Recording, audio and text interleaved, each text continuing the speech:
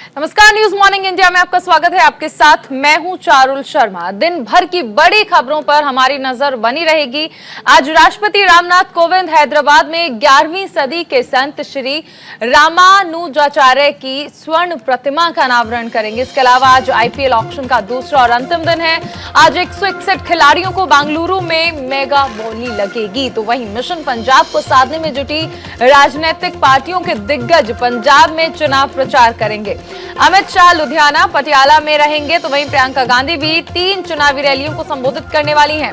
आम आदमी पार्टी के मुखिया अरविंद केजरीवाल भी अमृतसर में प्रेस कॉन्फ्रेंस करेंगे। बंगाल में हिजाब को लेकर हिंसा मामले में पुलिस प्रशासन ने अलर्ट जारी कर दिया है। कई शहरों में धारा 144 लागू कर दी गई है। रूस और यूक्रेन संकट के बीच अमेरिकी राष्ट्रपति जो बाइडेन ने यूक्रेन पर हमले की आशंका जताई है। बीजिंग ओलंपिक के बाद यूक्रेन पर रूस हमला करेगा। बाइडेन ने कहा कि अगर ऐसा हुआ तो तीसरा विश्व युद्ध दूर नहीं है। तो रूस और यूक्रेन में तनाव लगातार जारी है। इस बीच बाइडेन ने साफ कर दिया है कि अगर रूस ने यूक्रेन पर हमला किया तो इसके परिणाम अच्छे नहीं होंगे और जवाब में अमेरिका पूरा सहयोग देगा यूक्रेन का। इसके साथ ही बाइडेन ने यह आशंका जताई है कि आने वाले वक्त में रूस यूक्रेन पर हमला कर सकता है और इसके बाद तीसरा विश्व युद्ध अब दूर नहीं है। बाइडेन और पुतिन की बातचीत पर व्हाइट हाउस ने यह बयान जारी किया और रूस ने यूक्रेन पर हमला किया तो जवाब मिलेगा। क्रीमिया के बाद एक और एरिया ऐसा है जिस पर रूस एक बार फिर से आक्रमण करना चाहता है, कब्जा करना चाहता है, जिसके बाद अमेरिका ने स्टैंड लिया और यह साफ कर दिया है कि अगर रूस यूक्रेन पर हमला करता है तो परिणाम अच्छे नहीं होंगे।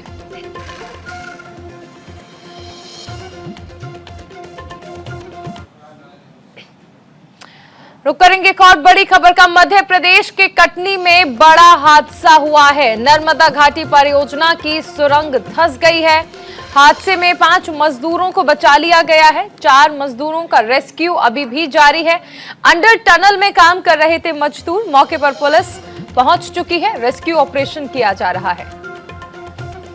मध्य प्रदेश के कटनी से ये बड़ी खबर, जहां टनल में जो काम हो रहा था वहां पर एक हिस्से के धंसने की खबर सामने आई। रेस्क्यू ऑपरेशन वहां पर लगातार किया जा रहा है। 4 मजदूरों को रेस्क्यू करना अभी बाकी है। हालांकि 5 मजदूरों को बचा लिया गया है, सुरक्षित निकाल लिया गया है।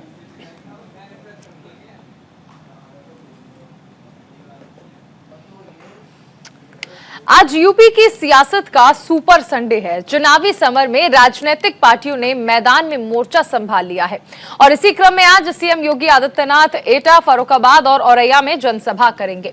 वहीं रक्षा मंत्री राजनाथ सिंह आज बाराबंकी के रामनगर, हैदरगढ़ और ऊंचाहार में चुनावी सभा करेंगे। इसके अलावा अखिलेश यादव भी आज हाथरस, कासगंज और एटा का दौरा करेंगे।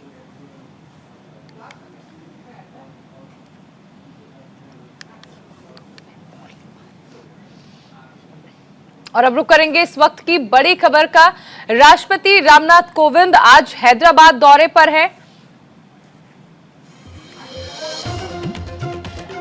रामानुजाचार्य की प्रतिमा का यहां पर अनावरण करेंगे। दोपहर 3:30 बजे जीवा आश्रम पहुंचेंगे कोविंद, जहां पर स्वर्ण प्रतिमा का अनावरण का कार्यक्रम रखा गया है।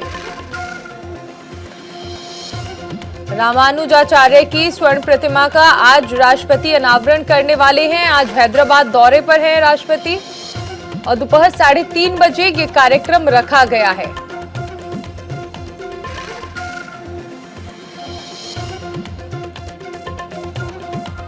हैदराबाद दौरे पर है आज राष्ट्रपति रामनाथ कोविंद और यहां रामानुजाचार्य की स्वर्ण प्रतिमा का अनावरण करेंगे।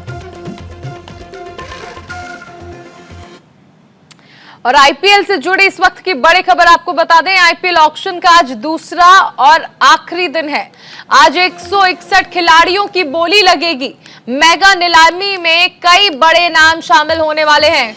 कुल 10 टीमें आईपीएल नीलामी में आज उतरने वाली हैं। तो आईपीएल ऑक्शन का आज दूसरा और आखिरी दिन है। बेंगलुरु के आईटीसी होटल गार्डेनिया में मेगा नीलामी होने वाली है, जिसमें इस बार फ्रेंचाइजी टीमों की निगाह भारतीय खिलाड़ियों पर रहेगी। खिलाड़ियों को रिटेन करने के बाद 10 टीमों के पास अलग अलग राशि बची हुई है। उनके पास एक मजबूत टीम बनाने की पूरी नींव भी तैयार है। इस बार तो राइट टू मैच कार्ड भी उपलब्ध नहीं है, जिसके चलते पहले टीमों ने 5 खिलाड़ियों को बरकरार रखा था। साथ ही उच्च स्तरीय विदेशी खिलाड़ियों की भरमार भी नहीं है। इसका अर्थ यह होगा कि इस बार सभी की निगाहें भारतीय खिलाड़ियों पर होंगी। मार्की सेट छोटा है और जिन खिलाड़ियों के लिए टीमें तरस रही थी वो नीलामी में देरी से आएंगे। बेशक आईपीएल 2022 की नीलामी टीमों की रणनीति और तैयारी के लिए सबसे बड़ी चुनौती बनकर आएगी। बड़ी बोलियां लगाने में सबसे पहले कुछ महत्वपूर्ण बिंदुओं पर टीमों को जरूर ध्यान देना होगा। Chennai super Kings, Mumbai Indians, Kolkata night Riders और दिल्ली कैपिटल्स ने सर्वाधिक 4 खिलाड़ियों को रिटेन किया है।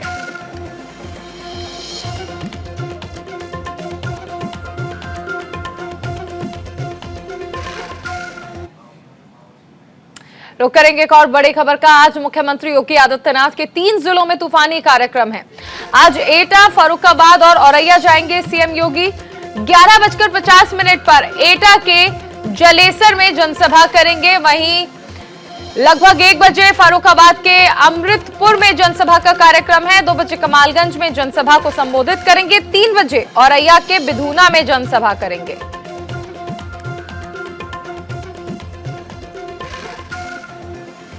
तो आज सीएम योगी आदित्यनाथ फिर से ताबड़तोड़ प्रचार कार्यक्रम में जुटेंगे। 3 जिलों में कार्यक्रम है। आज लगातार मुख्यमंत्री योगी आदित्यनाथ के साथ ही बीजेपी के स्टार प्रचारक मैदान में हैं। तमाम राजनीतिक पार्टियां इस वक्त चुनाव में जुटी हैं। रक्षा मंत्री राजनाथ सिंह का आज बाराबंकी दौरा है। रामनगर विधानसभा क्षेत्र में वो यहां जनसभा भी करने वाले हैं। दोपहर 1 बजे यूनियन इंटर कॉलेज मैदान में जनसभा भी करेंगे और इसके साथ ही बीजेपी प्रत्याशी के समर्थन में जनसभा को संबोधित भी करने वाले हैं राजनाथ सिंह। दोपहर 1 बजे यूनियन इंटर कॉलेज मैदान में जनसभा का कार्यक्रम रखा गया है। बीजेपी प्रत्याशी के समर्थन में यहां वोट अपील करेंगे आज रक्षा मंत्री राजनाथ सिंह, जो कि बाराबंकी दौरे पर रहेंगे। बीजेपी लगातार एक बार फिर से सत्ता में आने की तमाम कोशिशें, पुरजोर कोशिशें करती नजर आ रही है। तो वहीं अन्य पार्टियां भी प्रचार कर रही हैं।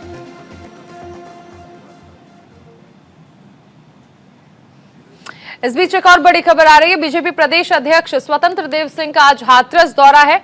दोपहर लगभग 12:15 बजे हाथरस के रुहेरी में जनसभा करने वाले हैं। जनसंपर्क होगा यहां पर। 1:15 पर सासनी बाजार में जनसंपर्क कार्यक्रम रखा गया है। 1:45 पर समामई में जनसभा को संबोधित करेंगे। संगठनात्मक बैठक भी करेंगे स्वतंत्र देव सिंह। लगातार कार्यक्रम नजर आ रहे हैं। हर कोई सत्ता तक पहुंचने के लिए एड़ी चोटी का जोर लगा रहा है।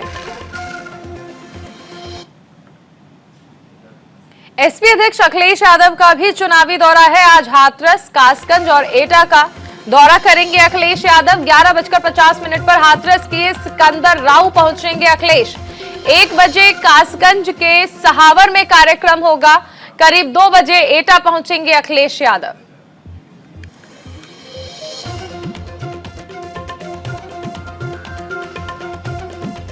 एक बजे कासगंज के सहावर में कार्यक्रम है अखिलेश यादव का। करीब 2 बजे अखिलेश एटा पहुंचेंगे। एसपी अध्यक्ष अखिलेश यादव का चुनावी दौरा है।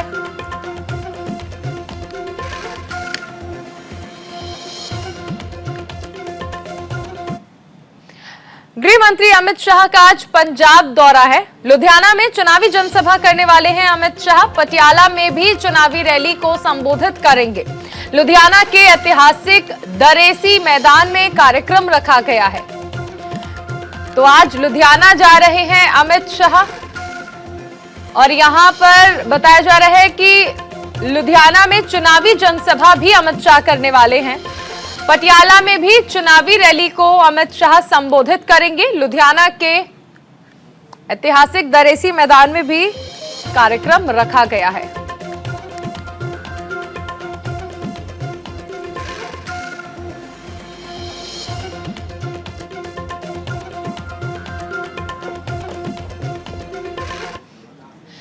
वहीं कर्नाटक में हिजाब पर प्रतिबंध को लेकर विदेशों से भी प्रतिक्रियाएं सामने आ रही हैं। अब इस विवाद पर अमेरिका ने भी अपना बयान जारी कर दिया है। भारत में मुस्लिम छात्राओं की हिजाब पहनने की मांग को लेकर उठे विवाद के बीच अमेरिका ने कर्नाटक की आलोचना की, तो वहीं भारत ने अमेरिका को देश के आंतरिक मामलों में न घुसने की हिदायत दी है। एक रिपोर्ट देखिए।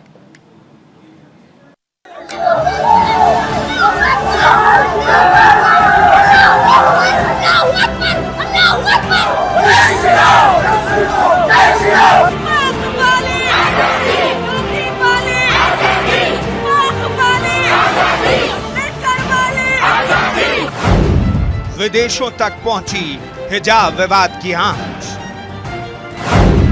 भारत की अंतर्राष्ट्रीय छवि पर बड़ा प्रहार। पाकिस्तान के बाद अमेरिका से उठा शोर। हिजाब मामला देश विरोधी साजिश का बना हथियार। हाइपर इंफॉर्मेशन वाले इस दौर में इस बात का ध्यान सभी को रहे, शोर देश के किसी कोने में होगा, गूंज विदेशों में सुनी जाएगी। इस शोर के साथ ही सक्रिय हो जाती है विकास विरोधी ताकतें, देश विरोधी ताकतें। बस मौका मिलने की देर है। हर तरफ भारत की छवि बिगाड़ने की कोशिश शुरू हो जाती है। दुनिया में तेजी से उभरती ताकत के रूप में भारत की पहचान बिगाड़ने की कोशिश शुरू हो जाती है। कर्नाटक के कॉलेज से शुरू हुआ विवाद इन दिनों भारत विरोधी ताकतों के लिए अच्छा मौका साबित होता जा रहा है।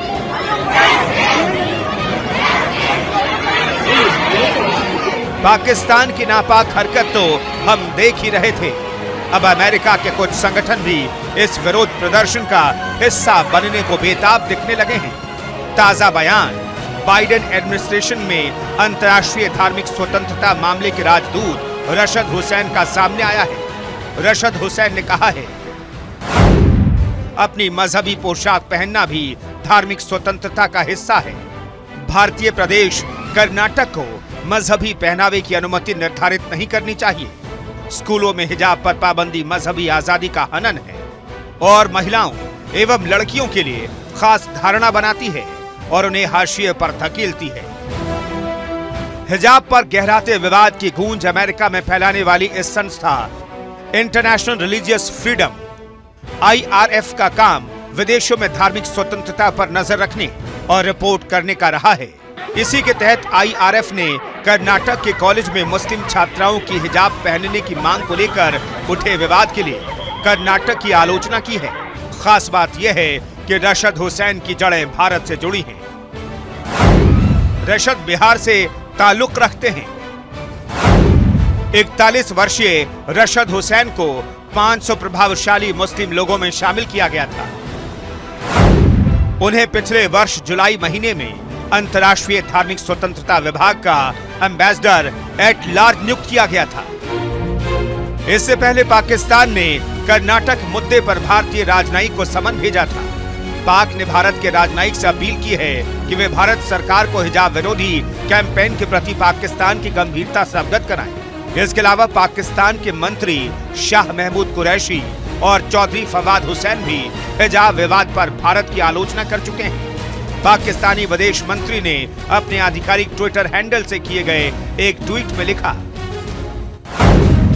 मुस्लिम लड़कियों को शिक्षा से वंचित करना उनके मौलिक मानवाधिकारों का घोर उल्लंघन है। किसी को भी इस मौलिक अधिकार से वंचित करना और उन्हें हिजाब पहनने पर आतंकित करना बिल्कुल दमनकारी है। दुनिया को ये समझना चाहिए कि ये सब मुसलमानों को तंग बस्तियों में रखने की भारत सरकार की योजना का हिस्सा है।